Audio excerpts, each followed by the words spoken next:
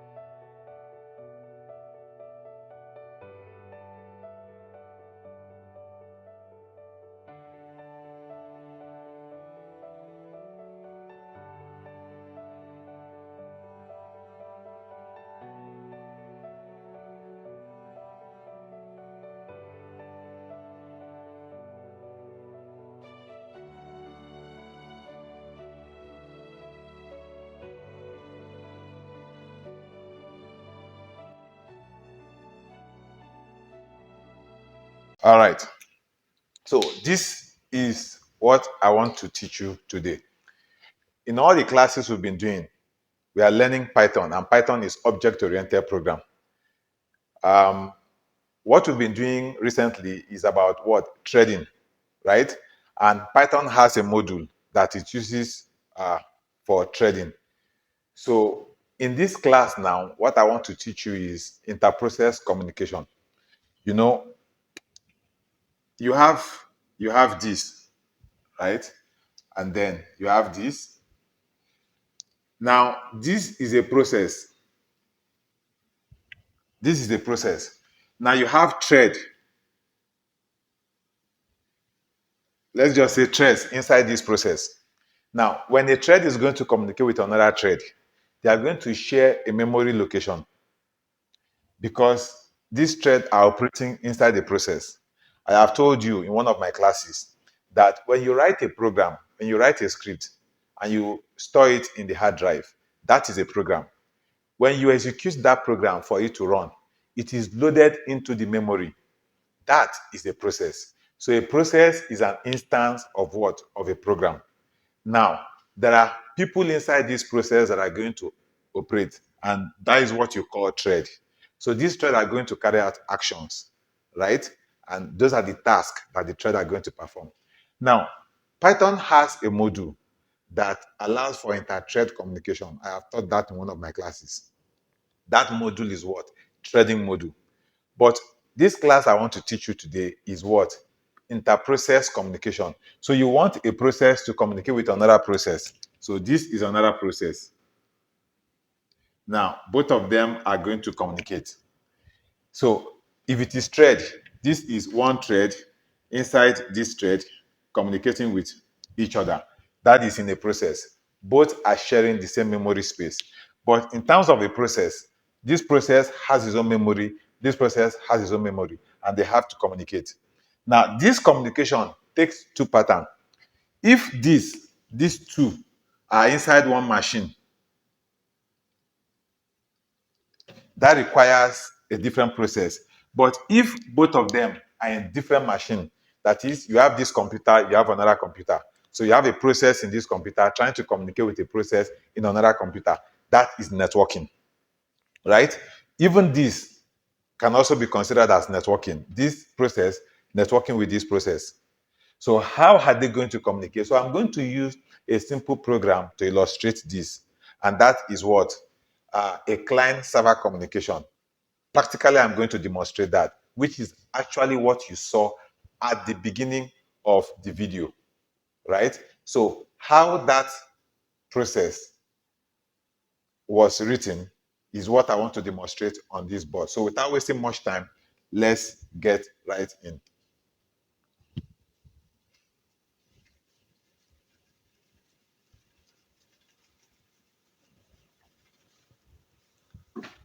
So what we have on the board now is socket communication.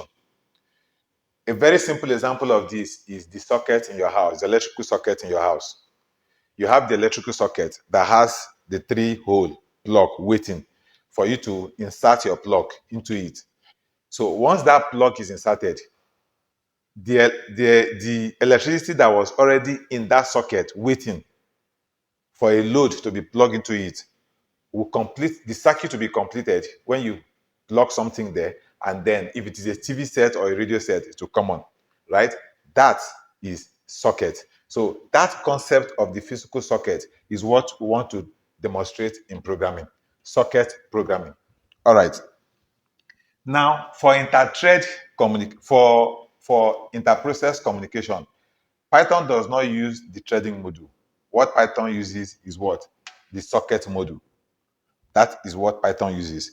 So to write this program, what I want to do now is, before we used to do import threading, right?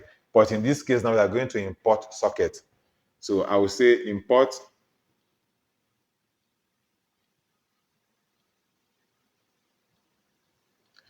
socket. So socket is the module that Python is using for interprocess communication, right? So import socket. Now this socket has a socket class. I've been teaching you object-oriented programming, and I've told you that a class is a blueprint of an object. So this class contains behaviors and attributes. That is method and attribute. So the class is like your family. In this your family class, there are behaviors in which every object of that family is going to implement. So every member of the family is going to carry out behaviors in that family. Now, the attribute is the container that holds the data that these behaviors are going to work on. So what you say, your word, is the data you are putting inside the attribute, and the behavior that is in your family will work on that to give us an expression. That is basically what object-oriented programming is all about. So now I have imported the socket module because I need the socket class. So the next thing I'm going to do is I'm going to create the host. So I will say host, and then I will assign an IP to it. So I will say 127.0.0.1. Now, this IP is a loopback IP, meaning it is on the same machine. So the server that I'm going to create is going to be listening in the same machine, expecting a request from that same machine. That is what this IP is. It's a loopback IP. Now I'm going to create the port. So let's just give it 5001. This is the port number. Now, the object that I'm going to create is going to be in this system, which means one device, one computer. Then the service is going to be listening through this port 5001, right? Now, understand that we are dealing with two different RAMs. There is the Python RAM, and then there is the operating system RAM, which is actually, or the hardware RAM. The Python RAM is where you have this host and this port. These are variables, so I can give it any name. So I just gave it the name host in the Python RAM. Then it is pointing to a memory location that is holding this address. So it's like the physical earth where you are having the address of a house. So a building that is on this physical earth. So in the memory, there is a place where you have this address. Now, the service in this address, there is a room where that person is living. So the port, the house of that person or the office of that person is what you are looking at, which this one is pointing at. So now I am going to create an object that will be in that realm, which is the physical realm, but has a pointer in the Python word that will reference it. So I will call it server. So I will call it server. Now, to create this server, I'm now going to call a constructor of the socket class in the socket module to create the object. So this socket, I will say socket dot I'm calling the constructor of the socket class. So this is the constructor of the socket class, and then I'll give this to it. So what this has done is that I have created an object and I've named that object server. So you are not seeing the object, but you are seeing this. So this has created an object for this class socket. This class socket has behaviors, which are method and attribute inside it. So I've used the constructor to create an object, and that object name is server. Now, the next thing I'm going to do is that I'm going to bind that server, this server, to this host and this port. So what will I do? I will now say server, because I've created the object now. So the object now to be bind to this server dot bind. Now this bind is a behavior, a method inside the socket class. And the job of it is just to make sure that you bind this to these two. Meaning you are given a child is born and you have to name the child. So you are giving a name to what? To a physical body that has been formed and manifested in this realm. So anytime you call that name, that child will respond. That is what I want to do here. So here I am saying bind host port.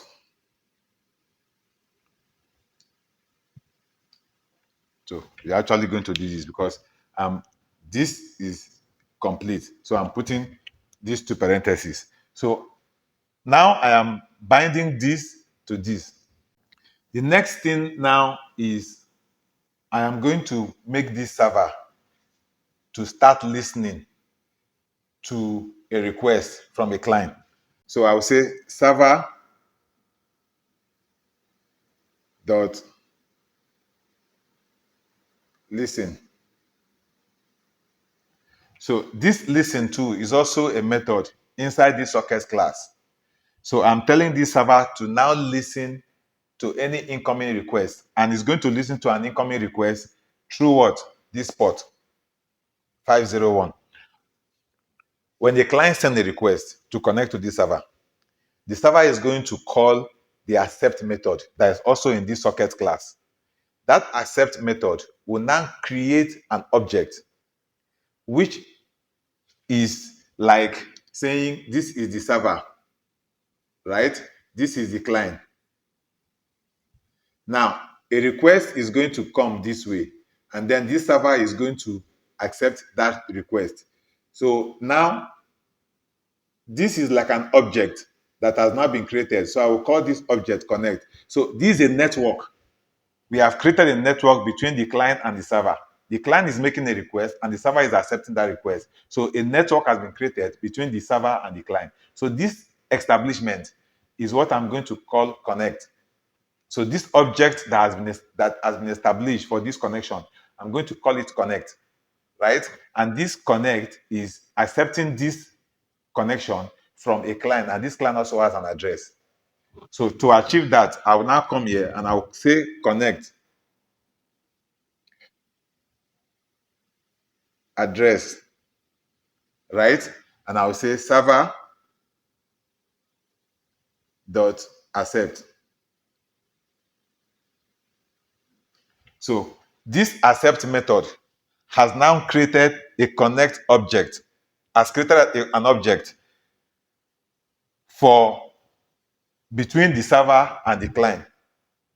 So that object that this accept has created is what the server is now going to use to accept messages from the client and also send messages to what? To the client, which means this network that has been created between the two of them is where they are now going to, this one will transmit, this one will receive, and then will transmit to this one. So this is the loop that will now continue between the two of them.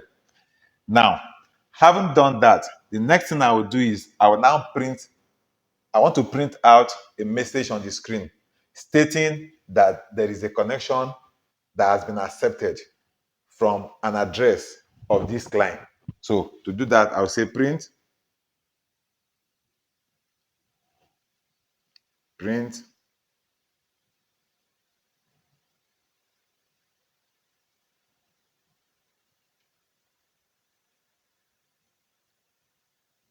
connection from,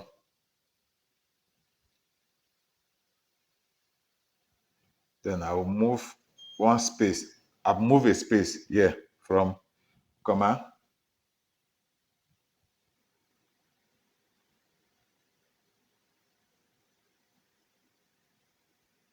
this address. Then I'll close this. All right. So I'm not using the format string. So this is another way that I can display it. So this is a string literal connection from. The address that is coming in as byte. Now I need to convert that byte to a readable format, to a string. So that's why I'm passing that address to this method for it to convert it to what? To a string. And then it will be displayed on the screen. There are multiple realms that are involved here. There is the Python word, there is the memory location, and there is the output device, which is the screen. Now, all these things are taking place inside the memory, being referenced by this guy from the Python word. But this place here is to the output, which is what? The screen, which is like what? The world now that you are seeing. The moment you start seeing things, that is the screen. So anything that is visible for you to see is actually appearing on the screen. So the world is a screen.